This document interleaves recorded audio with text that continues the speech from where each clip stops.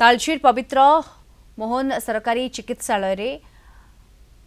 दुई गोष्ठी मध्य संघर्ष देखा मिली। पवित्र मोहन चिकित्सालय सरकारी चिकित्सालय कौन कथा को नहीं गोटे पक्षर छुरामाड़े अन्य गोष्ठीर स्टाफ नर्स गुरुतर आहत होती। तेज उभय गोष्ठी पक्षर कोलियारी थाना अभियोग होती। पुलिस छुरामाड़ होता स्टाफ नर्स को डाक्तरी चिकित्सा करने तालचेर उपखंड चिकित्सालय को पठाई एवं ए दिगरे पुलिस तदंत करुछि। क्या आक्रमण कर कार्यरत थी स्टाफ नर्स मान आक्रमण कर सहित ये महिला मान अच्छा जो महिला नर्स मैंने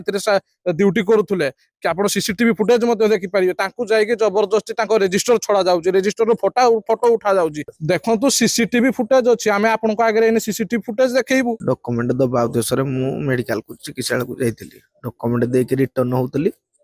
से टाइम रे घंटपड़ा ग्राम मनोज साहू एवं तांकर सहकर्मी